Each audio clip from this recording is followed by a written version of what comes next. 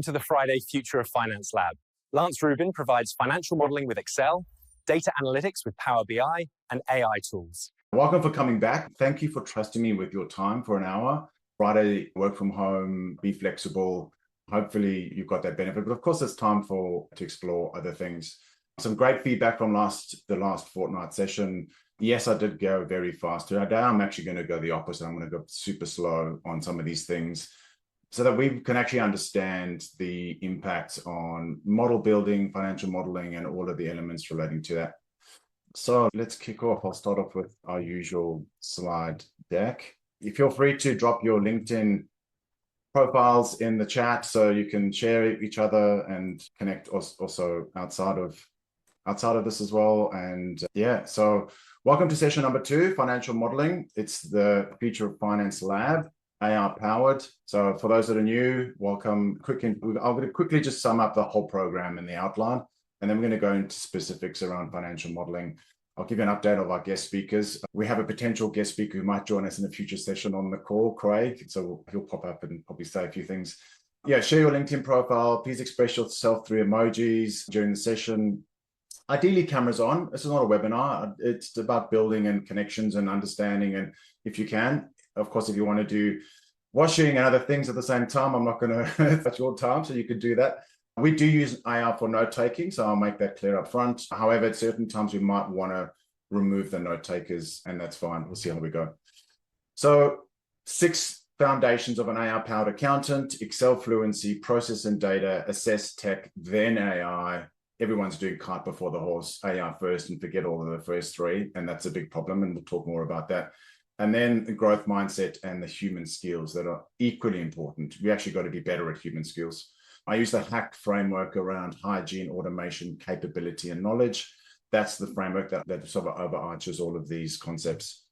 So I'm also going to introduce a nugget for the session. So this is where I found a use case where I've actually applied AI in some of the work that I do. And I found a lot, but I just want to share one each time.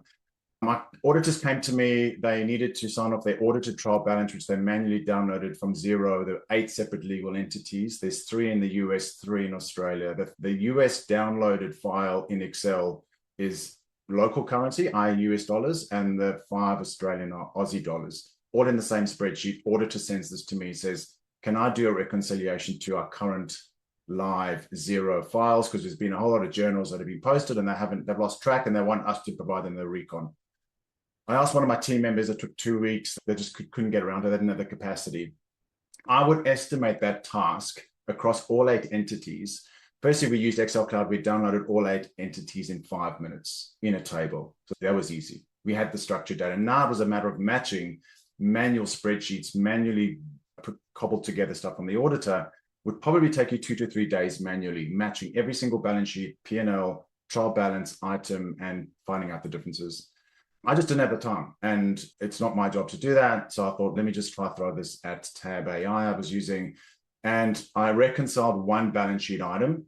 I gave it the structure. I built the tables with dynamic arrays and adding some bi-col and bi-row lambdas as well. And we'll talk a little bit about that in future sessions, not today. So what I said was gobbledygook. Don't worry, we'll cover dynamic arrays, lambdas, and all that great tech as well. And I did that once, and I said, okay, now I want you to repeat that process across all of the trial balance, not just the balance sheet, not just the one balance sheet item, the entire process, every entity, and build me a validation check sheet and tell me where it's wrong and where it's different, and actually show the differences and actually quantify the FX component of the differences versus the true component, because you've got multiple currencies. It took me 2 to 3 hours to do that task. 2 to 3 hours.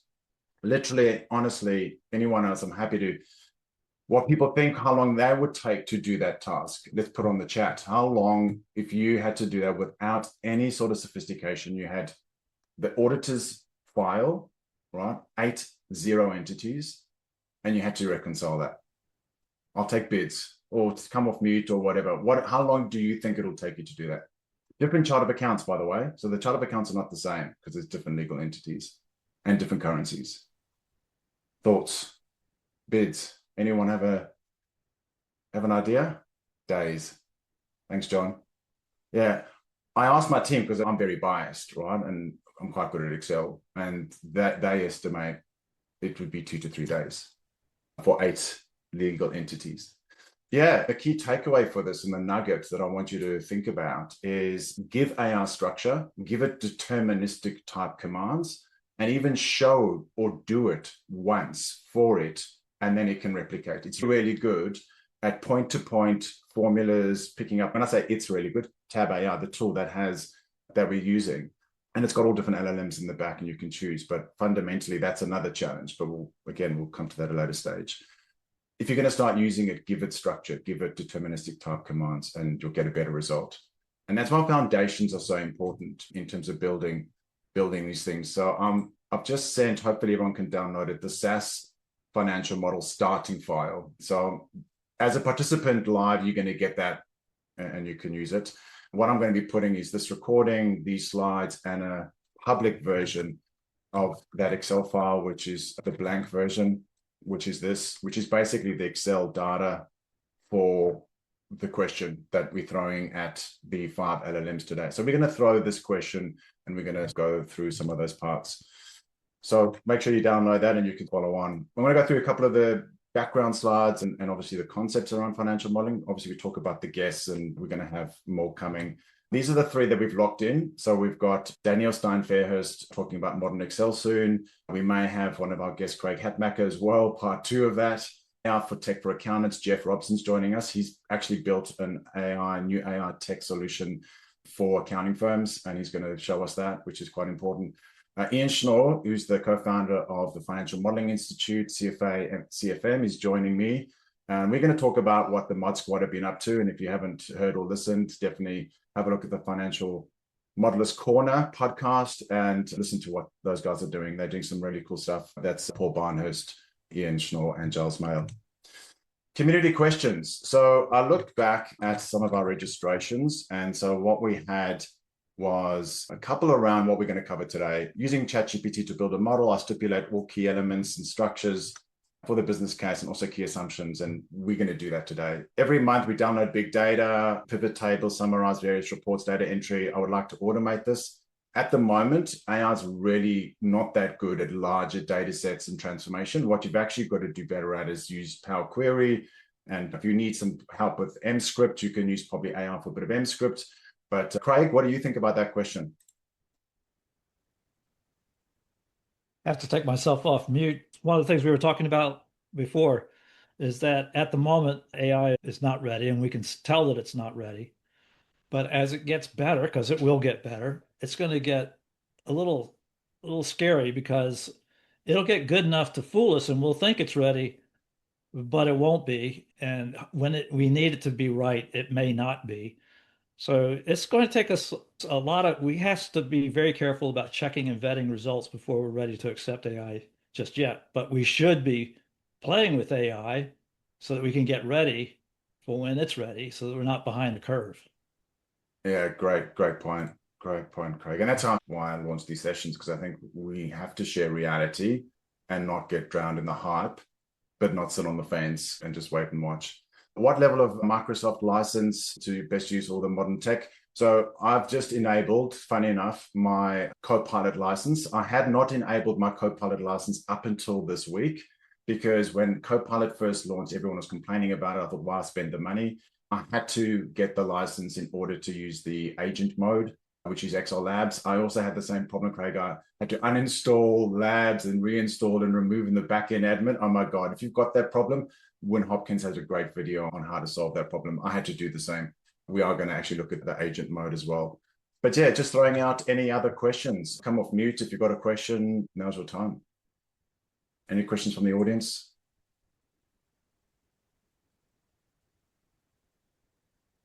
No?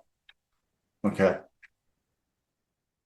So financial modeling and the purpose, I use the Simon Sinek model about why, how, and what. Why, generally, it's cash flow decisions. I can't think of any other reason why you would build a model. It's something related to cash flow, whether it's funding or whether it's equity or capital raising. It always comes down. You may have like other things relating to people and restructures and investment, but that's all cash. How? It's modeling, right? best practice modeling, three-statement modeling, scenario modeling. We're going to talk about all that. This model's got all of that as well. And then the what is just the forecast. It's the set of numbers, but it's only one thing. It's the tangible thing. It's what's the model.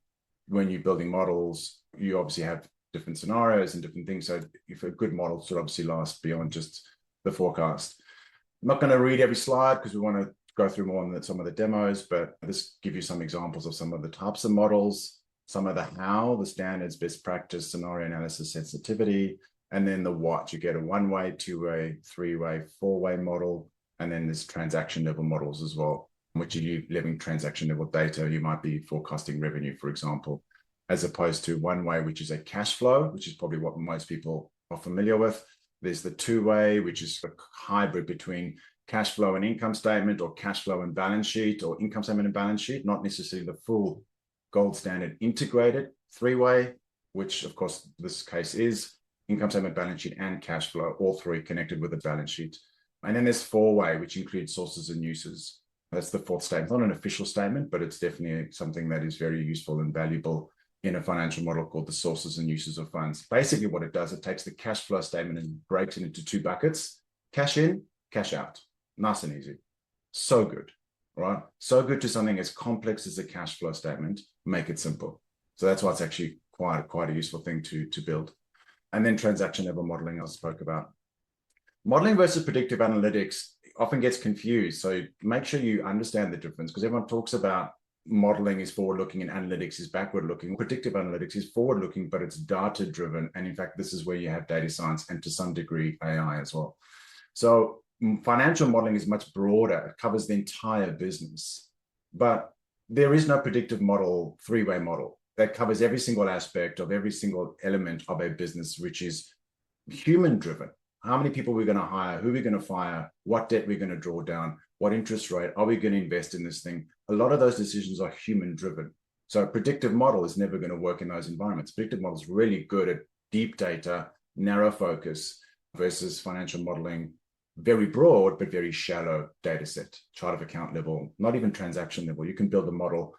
You can build a model of nothing, of just a bunch of assumptions. So very shallow, literally 2 pages, which of course you've got in the slides. Financial modeling, how do you measure yourself as a good financial modeler? If you can do these 2 or these 4 things, basically, you're a good financial modeler in my books. You know how to build a full 3-way model, which is income statement, balance sheet, and cash flow, all connected.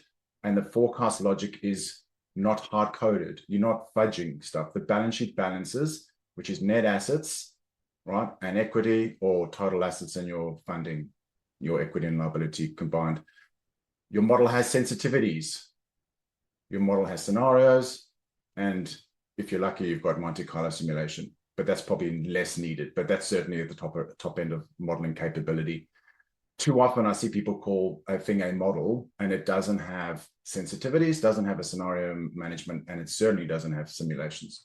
I don't see many models with simulations, but certainly very few with the first 2. And that's important to actually define the thing as a model as opposed to just a forecast. The drivers and the levers, these are important to understand in terms of the driver based, and those are the levers or the scenarios in terms of what you would do, right? Again, I'm not going to read through every block, most of these things. And if you've got questions, or please stop me, or if there's anything that you want to ask about, I'm happy to take any questions as we go. Have a plan when you're building a model. So develop a plan, the how, why we're using it, what's the purpose, what's the model going to be used for. This is not too dissimilar to AI. What's the plan around AI? And why do we need it? What's going to change? What are we going to aim to achieve? And this is the problem, because it's overhyped. What content, where are we going to focus the AI? And then go build it, then deliver it, and then review. And that's ongoing.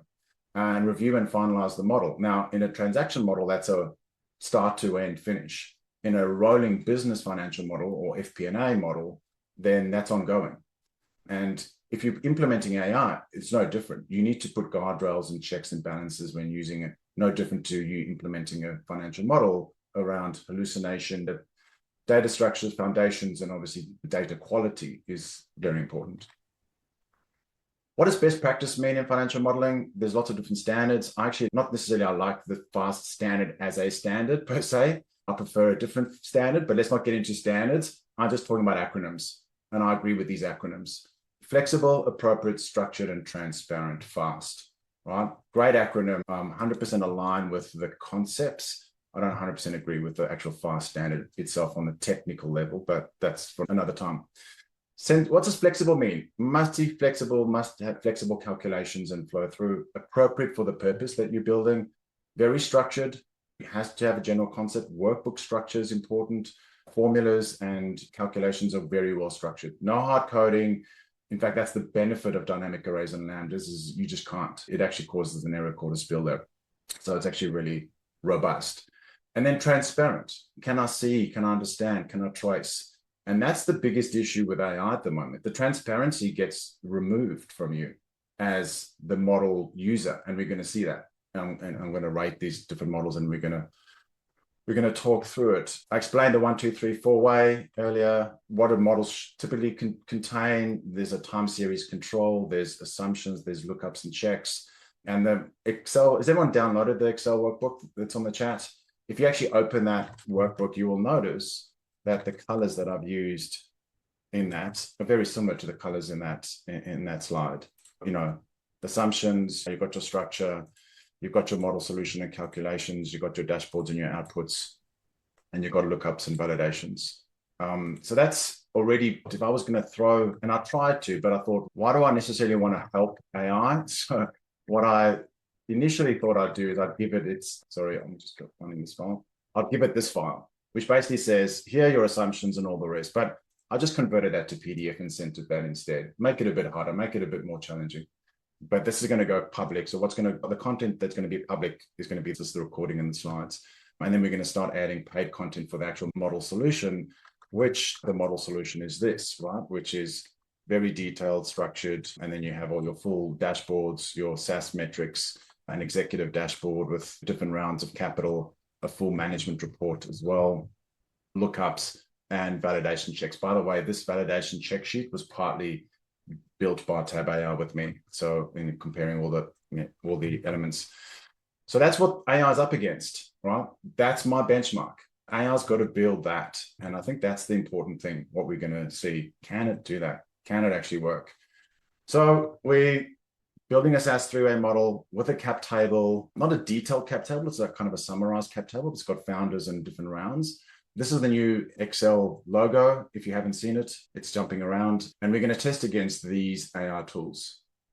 If you haven't seen them or don't recognize the logos, first one is Anthropic. Now there's two models in Anthropic. There's Claude Sonnet 4.5 and there's Opus 4.1. We're going to use Opus 4.1. Opus is the more powerful one, supposedly. It's paid. I signed up for the month. I'm actually going to cancel later because I'm using either. I can get access to Anthropic's models with other tools anyway. As I said, I just enabled Copilot. So we're going to do Copilot. We're going to build a model with two different methods under Copilot. We're going to use Copilot Chat and we're going to use the agent mode. So we're actually going to use the Excel online version because agent mode doesn't work on desktop, to everyone's horror. I'm sure it will at some stage. Gemini, we're going to give Gemini a crack and see how it goes. Grok as well. And then, of course, the good old ChatGPT and see what it comes up with. So that's the outline. And I've got the prompts ready. I have run this already. And the only reason I'm doing this is because obviously I'm going to be taking up a lot of bandwidth. And if things stop or whatever, then at least I can go back to them. But this is basically what I've asked it to do. I've given it a purpose for the question and I want to test its ability to solve the problem, build a robust model, use Excel formulas and functions. And it's a 5-year model from Jan 26 to December 2030. Those are the following assumptions for ABC Pty Limited and assume all transactions are for cash. So I'm not even making it that difficult because what am I saying is you don't have to worry about working capital, you don't have to worry about salaries, super, and all of the other things that make models a little bit more complex. So I make it a little bit simpler, but the rest is incredibly complex and you'll see why. So there's no working capital, but of course it needs to build a 3-way model. It needs to include basic sensitivities. It needs to have some charts for some dynamic decision-making and really understand that. So the charts I want to create is a sensitivity analysis around the key drivers of value. So it first has to understand what are those drivers. Create some basic charts for management, executives, and specific SaaS metrics. And you saw those on the workbook that I just showed you. Create a cap table for the company with an executive dashboard so people can see the price of different rounds and the grouping of the different investors in a summarized cap table over time. So there's an ESOP as well that might be issued and other bits and pieces. And then aggregate performance, like P&L, balance sheet, cash flow over quarters in an executive dashboard. So now we're going to aggregate into quarters and put it into an executive dashboard. And then average LTV, lifetime value of a customer, CSE, cost of acquisition for customer as well, for active customers over 5 years, valuation of the company under different scenarios, the equity and convertible note. So there's actually a convert. So now we start to amp it up a bit. If that's not complex enough, I thought, let's amp it up with a convertible note. That convertible note converts on different participation of different rounds, and you have a switch to change that. That's what I've built. We'll see what AI builds. And the valuation in the convertible note under different scenarios, and obviously the value of when it converts, obviously that changes depending on the value of the company as well. Okay, so let's, the next slide gives the results. So I'll stop on that. Any questions so far? Any questions that in terms of what I've just covered and discussed? And just do a quick time check. We're just almost halfway through. Okay, so I have on this screen, everyone can see my screen, I assume, ChatGPT, Claude, Grok, Gemini, and Microsoft 365 Copilot. And I've got Excel for web. And basically what I need to do is I actually need to open up. It doesn't want to open in the same browser. So I've got to open up in a different one. It's not that one. Anyway, we'll find it, create a blank workbook. Okay. So let's jump back to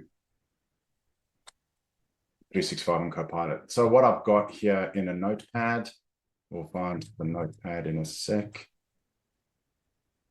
All right, Control A. So I'm giving it the prompt exactly as it is, and I'm also uploading. And this is where people got to be careful what they're uploading.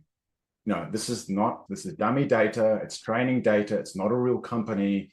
You know, if you are uploading into these LLMs, I'm sorry, you are breaching corporate privacy and financial and everything under the sun. And you should be fired unless it's under strict authority that you've got it and someone else has taken the hit for it.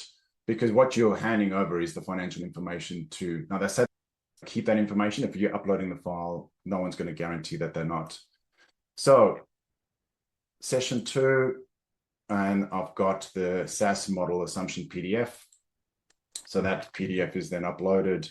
This is the PDF that effectively I was showing you before, that we'll work through with that.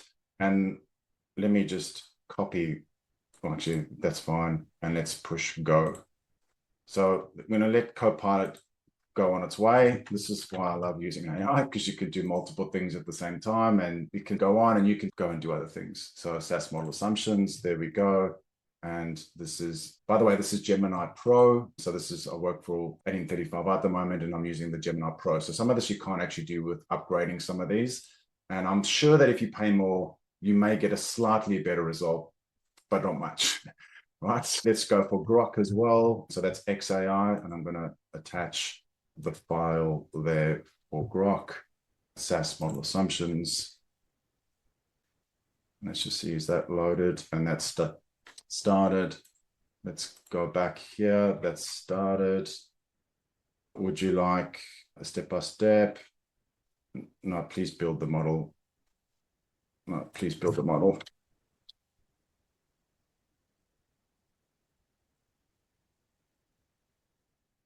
So this is the thing. It doesn't necessarily nail it straight away. It sometimes has to confirm. No, I don't have a problem with that fundamentally. Let's get Anthropic, and then we're using Opus 4.1. Like I said, Sonnet 4.5 is free. Opus, you've got to upgrade. I'm downgrading my plan because I'm using other things. I don't need to pay them more money. There's other ways to pay. And I've just got my Copilot license. So I'm going to try and get value out of that one. And I'm switching around a bit to maximize my return on my investment in these tools, because I think that's important. SaaS model assumptions, there we go. And the only thing with Opus is it will probably stop part way, and so I've run out of capacity because I'm using a higher end model. So you've reached your limit. Well, there you go. Okay, so let's go to 4.5. Okay. So that's off on its way. GPT, just the public version. Again, just paste that prompt. And I will add the file. Any questions so far? Who's done this? Who's tried to do something like this? I know one person did because they asked the question when they came in. Perplexity AI uses a variety of advanced AI engines. Yeah, cool.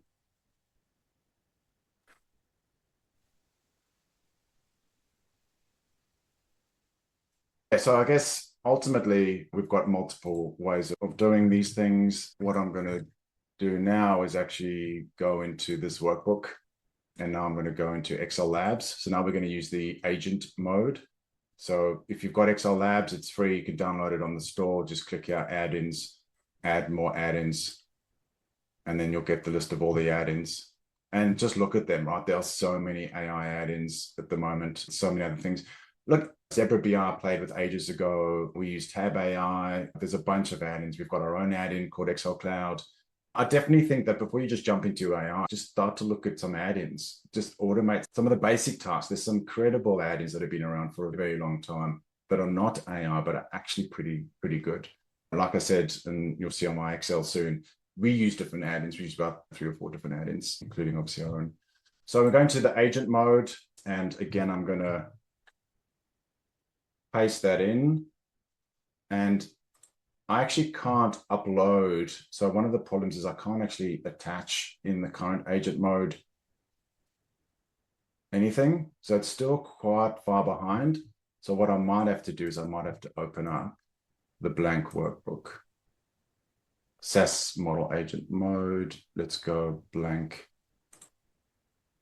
on this device. We'll go into, and we'll give blank to the AI, not the structured. Right, so it's going to upload, it's going to save it in my OneDrive. And let's see. And it's going to take time. And I guess one of the things with demonstrating AI these days is a lot of airtime to talk. If you have any other questions, I think the suggestion to use Perplexity is a good one. Ultimately, whatever AI tool you're using, you're going to have to make a decision on kind of the LLM behind it. And then also, what does the software give you that additional to what you get out of these other tools, particularly that agent mode? So there's already, compared to the agent mode and Tab AI, there's a number of different things that it's yet to catch up on. Number one being desktop. So this is the 5-year model. So Copilot's done. Gemini, please build the model. I think Gemini actually did want to build the model. Please build the model. And maybe you got to access. So Grok. Oops, sorry, Grok. I thought I sent you off. Okay, I'll have to come back to Grok. So Claude's gone off and tried to now write some code, checking its available skills. So obviously that's something that recently came out with Claude, Anthropic, the company. And it's read the XLSX skills document to better understand. So it's trying to then become more, obviously more agentic in terms of its understanding and what it's doing. But it's building this in Python, and ultimately I'll have to run that to then download the Excel. That'll be interesting. GPT, perfect. I've reviewed that. Next steps I can generate. Yes, please build model. Let's go. We'll go back to our pilot, which is, I don't know, still understanding the scenario. It's quite incredible. It's quite incredible how, actually, hang on, I'll go. That was built already, but that's cheating. Let me go again. I don't know why it didn't upload. Open. If not, I'll just go back to the one that was built, that I built yesterday. So blank.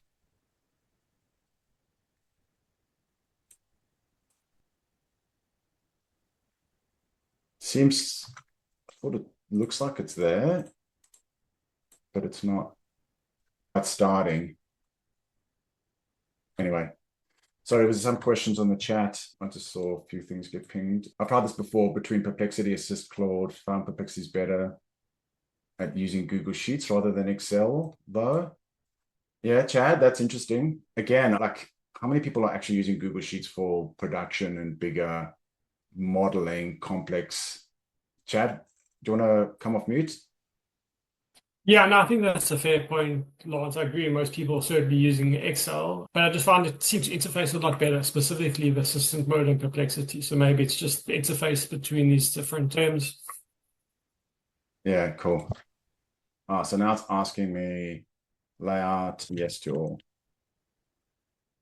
Look, it's good. Chad, I haven't looked at Perplexity yet. I found where do you stop, right? You find a tool that works for you and you just go deeper on that. So that's what we're doing with Tab AI. So let's download that model and let's take a look at it. So that's fine. It's put the assumptions in. Formatting's not great. Oh, revenue's nowhere, costs are nowhere, funding's nowhere, financials, dashboard. Oh, it's fantastic. It's brilliant. It's done an amazing job, right? Anyway, that was a waste of time. There's nothing in there. What's included? Next steps. Hang on. It's got all the structures. Next steps, customize. Yes, please add. Yes, please add all data and assumptions and logic. See, this time it was the human that was at fault. They didn't read the prompt back. Anyway. Yeah, please build the model.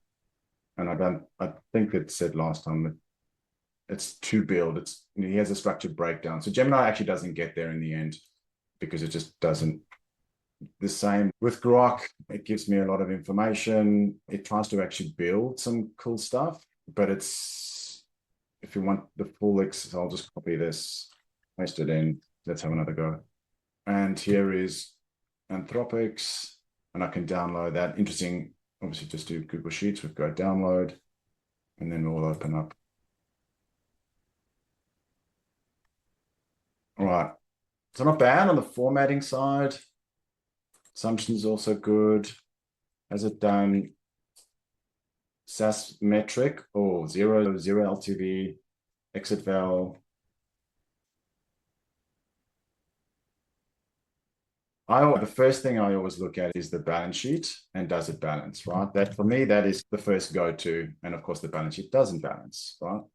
And so I think whilst this is the problem, right? You can spend, and I'm not going to, but you could spend hours checking. Obviously, you need to then solve the balance sheet, but then you want to go to certain numbers. And has it always used formulas? All right, mostly. Quarterly, SaaS metrics, okay, cap table, valuation. Where's the dashboards? There's no dashboards, which we asked for. But actually, that wasn't too bad. But do I then spend all the time go through that model to find out? Three-way model, this is going to be a classic ChatGPT. It's just going to be hard-coded I've yet to see ChatGPT do anything other than hard-coded numbers. In this case, as it did also send me down the path of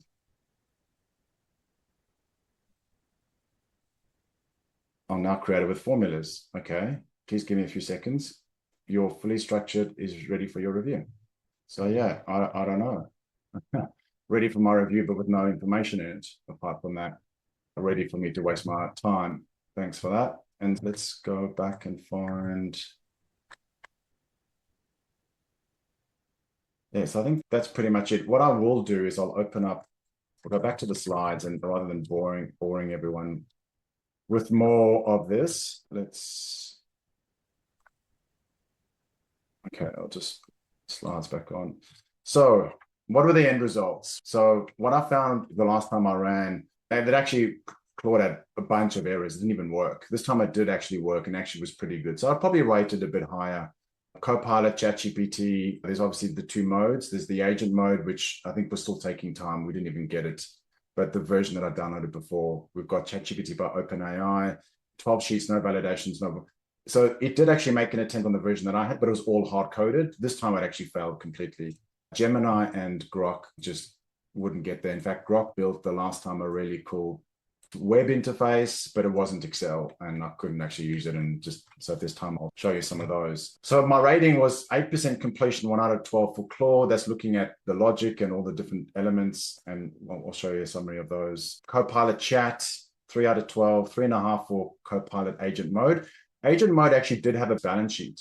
So actually, interestingly enough, it did actually take the time to go through and balance the balance sheet. And the balance sheet wasn't hacked. I didn't do a full detailed trace through, but it did balance in that. In most cases, they say it does and it doesn't. And of course, ChatGPT had the structure, had basic stuff, but it was all hard coded. 0 and 0 for Gemini and Grok. So the rating is 5 for those two AIs, 4, 3, 2, and agent mode. So I probably, because how much time do you spend across all these different LLMs? I'm probably going to spend a bit more time on the Copilot agent mode through Microsoft and Tab AI. I'm going to be using those two. Tab AI, because Tab AI can get access to the other LLMs through it. So I don't have to go and spend and waste time. And then the UI for me is all in Excel. So I'm not going anywhere else. I think, Chad, to your point, yeah, the UI is so important with these tools. Like, it's frustrating for you to watch me jump through screens and copy. I just want to get stuff done. I want to just work in Excel, and I'm going to show you some of that shortly. So our model, 10 sheets, also the size. Look at the size. So when you look at the model and you look at the size of the workbooks, it tells you a lot. 27 kilobytes, 52 kilobytes, 159 kilobytes for agent mode, 71 and not applicable. If you've got a model of that sophistication with dashboards and everything else, there's no way you're under 300 kilobytes. Mine was 2.6 meg, right? Because it needs that sophistication, the logic, the IRRs, the calculations, and the switches and the dashboards. That does take some time. In the end, my rating, just my assessment, yes, I could be biased, but I think it's pretty obvious in terms of what it did and what it didn't do. So Copilot agent slightly ahead, Copilot chat not so much, ChatGPT a little bit behind, Claude Opus underperformed, but that's because mine had I'd probably re-rate that based on the model that it just sent that we saw. So I might do a re-rating of that and give the updated rating next session. But of course, Grok and Gemini didn't. Next steps, I'd love everyone to attempt that SaaS modeling question. Take it away. You've now got the structured workbook. It's a reasonably complex model, and we'll go through it in a moment, because that's a way you can start to learn and develop these skills at the same time. Whether you use AI or not, it's totally your call. I'm not going to judge anyone. I think, again, what you'll notice is you'll go so far and you'll keep on stumbling, particularly if you want to get a financial model to balance. When you have an AI building a model and it's an imbalance, it can never get back on track. It creates circular references because it's force balances. So what I've seen not a lot of times with AI is it actually force balances the model, causes a circular reference, and then, of course, it allows iterations to continue, turns that on, and then it just continues to create circular references, and you get into the spiral, and you never actually get there. Use as much of AI as you want, no problem, but I think you'll find that you'll struggle to actually get as far and deep. Maybe with the agent mode, perhaps, but we'll certainly check it out. Share your thoughts and experience publicly. I post quite regularly, so yeah, please comment. The recording obviously is going to be on the Knowledge Hub, on Eloquence as well. The solution, you can purchase it. And then, of course, just get ready for future sessions. Love people to give more feedback. These sessions will remain free, of course, with the recordings, but of course, there's always options to do lunch and learns with your teams, or workshops or programs, and data foundations and readiness, tech stack diagnostics and roadmap. That's for bigger environments, because obviously it's not just about spreadsheets. It might be about an ERP and your data warehouse and your CRM and your external data. AI's not going to help you with that. We do solutions for those environments as well.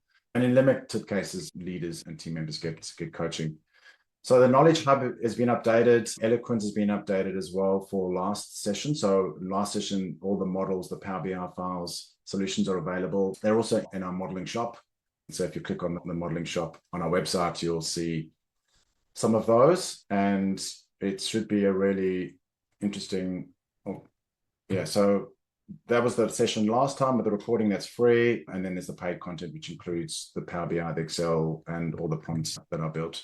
This will eventually be a paid solution and everything else. So can't do everything for free. I'd like to, but I've got to learn it, as they say in Australia.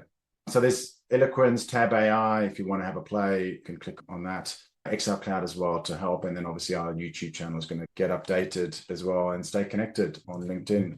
Any questions? We've got 15 more minutes left, and I might actually jump to the solution if anyone wants to spend more time just looking through that Excel workbook. Any questions?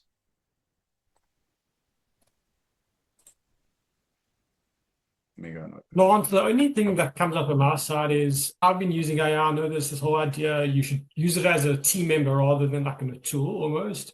And I wonder if you carried on your experiment and you gave it a review note to say this doesn't balance or this needs to be updated, how that would have actually changed the results, though. Obviously, it takes a little longer, not good for a presentation. Got worse. Yeah. It gets worse, Chad. Oh, worse. Oh. Yeah. Is that because of the context window? It's because it's prompt decay, number one, right, as well. Yeah. So the context window and prompt decay, but it's also, it doesn't know how to balance a balance sheet. If you actually think of the fundamentals, most humans struggle with balancing a balance sheet, right? And now we're expecting an AI model to do it, right? This model is built, now this is pre-modern Excel, right? This is just using indexes and matches, a range of other functions, formulas, not a lot of formulas. There's indexing, there's scenario management. It's not overly complex, but it's very well structured. And we have all our operating costs. We have our base costs and salary increases, and then you can change the year. So there's a helper. So you're picking up times of year and you've got a counter. So the thing that you get with the starting file is actually you've got your time series. So if you don't build a proper time series flag and counter, like what I've done here, you've got no hope of getting an accurate result when you're saying, as per the question, I need to change people's salaries and people need to have salary increases and people change at different times of the year. And an annual rent changes at a different, this changing in September, which effectively you can see here in the solution. And you're not building any of those flags and switches. That's why it's going to struggle, because it's this. I learned last night, there's actually three types of AI that we're going to experience over hopefully our lifetimes, depending on how long we live. Right now we're at ANI, artificial narrow intelligence, right? Artificial narrow intelligence is what we're experiencing now. These agents are narrow intelligence. They are really good at doing certain things very defined and very narrow. But we're not at AGI, which is artificial general intelligence, what everyone talks about. And that's where the AI is as smart as a human. We're not there yet, and we're probably not going to be there for quite some time, because the infrastructure and the power and the quantum computing that's needed to get there is not there now, because it's quite a complex combination of algorithms. And I'm not an AI scientist, but I heard a PhD guy talk last night about it. He knows a lot more about it. To solve some of those algorithmic challenges that the current AI is failing at. So how does it understand context and the context window? How does it not go off-piste? How does it understand the nuances and just all of these complexities that get thrown in? And so you need very powerful engines to do that. So that's AGI. And ASI, when it's more intelligent than us, and then we've got to worry. Then I think the mankind is, or womankind or humankind is going to get severely challenged.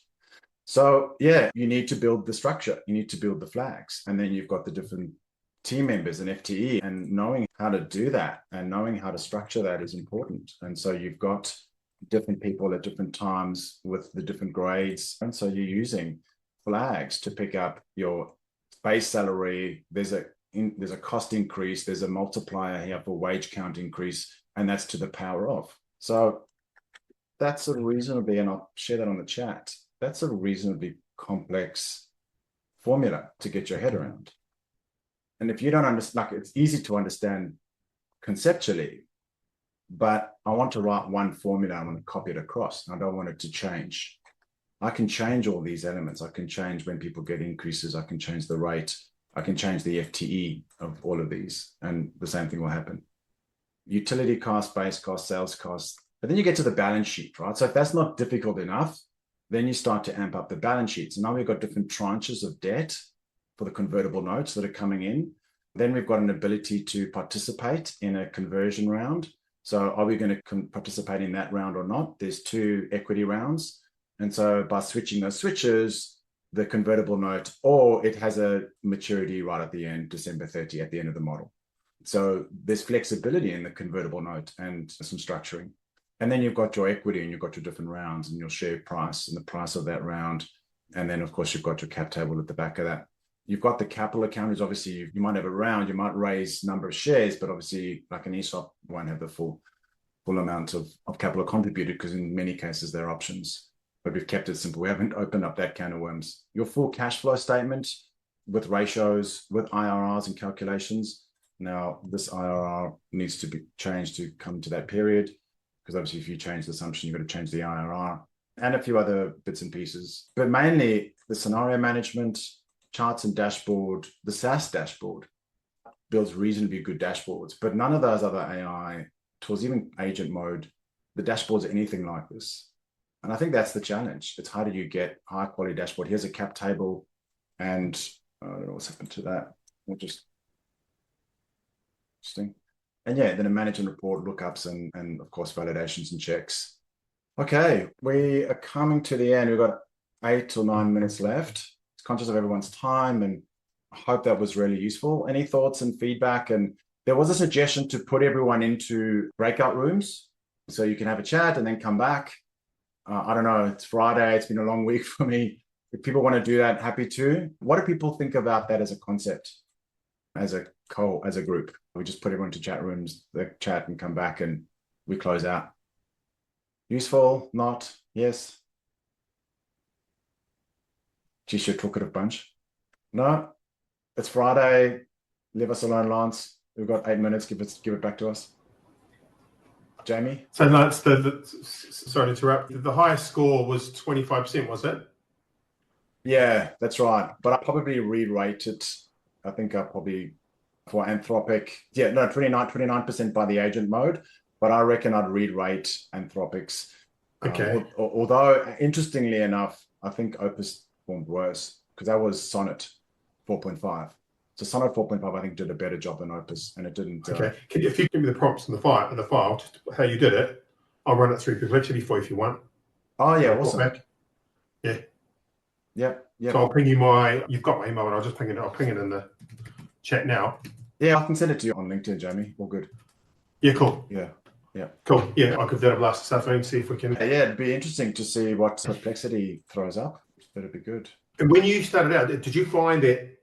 Because I find when I'm working on something and I find it within the one thread, like for example, the other night, that I've got to take the prompts, I've got to put them elsewhere because I was probably on for about 3 hours refining a process. And then I was alternating between Perplexity and Gemini. And then Gemini said some rubbish, started hallucinating, said some rubbish about point 10. I was on point 10 of 10 points. Yeah. And I said to it, hey, that's rubbish. What are you doing with point 10? I don't understand. Where's that come from? Yeah. That's nothing to do with what you've just made that up. Yeah. And I said to her, sorry for swearing, but I said to her, this is bullshit, Gemini. What are you doing? Yeah. Then it focused on point 10, wiped out 9 and back to 1. This is after 3 hours. And I said, okay, we've refined step 10. Where's the rest of it? Put it all together. I don't know what you're talking about. I don't know what you're talking about. I was like, dude, I've just got, okay, so I copied and pasted. I went back up. I said, dude, I've got this. What are you doing? Are you trying to make me fail? Yeah. I don't know what you're talking about. I'm an LLM. I don't know what you're talking about. I think what I'm trying to say is, did you have to break it down like each step and go copy paste? I'll save that just in case this AI does a fast one on me. Yeah, absolutely. I'm copying my prompts. I'm copying stuff back in. But look, in most cases, the chat history is saved. Yes, that's right. So I think what I do is when things start going off the rails, I stop fighting. Yep. I just say, okay, piss off. I'm going to do mine. I'm going to start a new chat. Yeah. And it worked over to the new chat. Correct. You just flick over whatever it's given you as results, because obviously it's giving you back either files or answers, and it's come up to that point. Now, I guess your use case might, from a data side, might be slightly different to what we're doing. So maybe you have to keep that, but you are going to get, as Andrew was saying, the prompt decay. So as you get longer and longer, it gets worse and worse until I guess you have that situation that you had potentially. But what I don't understand is why it says it doesn't remember, and you can just go up the conversation and see it. And I just thought I don't think, Craig, what's your experience? I don't think that they do necessarily remember the full chat. Because if I come back the next day, it doesn't remember. But if I keep going in the same night, I keep going, it remembers. But if I go over 20 minutes, it's like, nah. Yeah. I don't know. We'll see. It's going to be a wild ride, no matter which way we cut it. I think it's going to do this. I think it's going to do this to the model I try for you. But yeah. Yeah, and look, and that's totally fine. Ultimately, I think my key message is get to understand Excel, get to understand the data and the process, get to understand the technology, what it's doing. And I'm saying technology in a broader sense of technology. I'm not talking about AI alone. There's definitely a need to understand what is AI, what is it doing, what is an LLM, what is a GPT, what is context, what is decay, what is tokens, what is temperature, all these terms that we need to understand relating to, because it's another language, it's another domain effectively. And I was just fortunate to be next to someone who's got a PhD in AI and has been doing it for 18 years. So what he was saying is those three buckets, and I haven't thought about ANI, AGI, and ASI in that way. And it's really important we understand all of that, but we get onto things and build stuff and actually apply it. So yeah, see you in a fortnight. And we shall have, I think it's Jeff Robson on, showing us some cool AI tech that he's been building and playing with. So that'll be good. And maybe even our friend, Mr. Craig Hatmaker. Craig, are you up for a guest appearance early in the year? I think we're chockers for this year already because of doing it every fortnight and we're ready December, but Looking forward to it.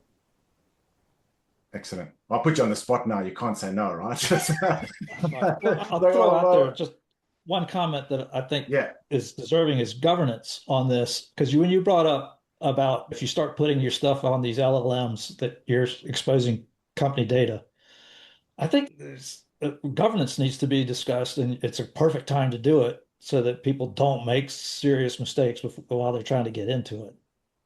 100%.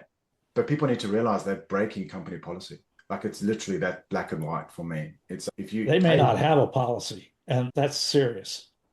Absolutely. And there's absolutely different flavors of AIs that keep things local versus all in the clouds. I don't see it any different, Craig, to taking a USB stick, plugging it into my laptop, taking a whole bunch of company data, walking down the road to an internet cafe, plugging it into the internet cafe PC, and sending that file to myself. Actually, so you just, as a former cybersecurity official for a company, plugging in the USB stick was the very first part of that was like, oh, hell no. But yeah. Back in my day, you could do it. Back in my day, none of that was restricted. And it was about a decade ago. In lots of companies, it's not restricted. It should be. It should be. Yeah, it should be. And there's lots of other things about vetting, you're making sure that these things get vetted, that when somebody does leverage an AI, that there is somebody who's going to check it to make sure that it hasn't done something silly. I think, as you demonstrated very well, this stuff is actually working, which is a little bit farther than I thought it would be, as far as building some semblance of a model. But as I've been following a lot of the video and audio AI, and that stuff has just exploded. Yeah, can you suggest? I'm yet to find. I need one for editing this video. I want to get rid of my ums and my ahs and all the rest, and I'm doing it manually. And I was going to go to, because I use Camtasia, and Camtasia doesn't have an AI video, and it's got an audio only. And so and then I'm looking at a few others. Do you recommend any, Craig? I'm using Adobe Pro. It does have links to AI because Adobe does. And Higgsfield is something that I just learned about. I haven't used it, but Higgsfield is similar to what you were talking about, to the solution that has access to all these different AIs for video. And so what it does, so it'll go to VO3 or Sora or Midjourney, whatever. And it saves you just a ton of time doing exactly what you just did in the Excel world. It does it in the video world, but I don't want to take up people's time here. But all I can say is that things that were, as you were talking about, hands that used to have 5 fingers or 3 fingers because Dolly couldn't figure it out. Yeah. And now you take a look at what VO3 does and you go, oh, dear Lord, last year this couldn't do anything close to this. The Excel world goes half as fast as the video world. You're looking at this stuff being a reality pretty soon. So it's good that you're doing this now, as opposed to waiting until it's already here. And then we're all wondering, what do we do? How do we work this? Absolutely. I've actually got their pricing plan on. It's not too bad. $9 a month for their basic standard Helio Seacrease King 1. Their pay plan, $17 billed annually. It's got Google, Seed, Dream, you're right, Soul, character creation, 3 concurrent generations. Yeah. I'll give it a crack and I'll come knocking I'm saving money from canceling my Anthropic Advanced Pro license, because Opus is not really helping me in what to do. But yeah, thanks everyone. We're over time. Have a great weekend, and we'll see you in a fortnight. Thanks all. Cheers, Lance. Thank you. Cheers. Thank you so much for joining us at the Finance Lab.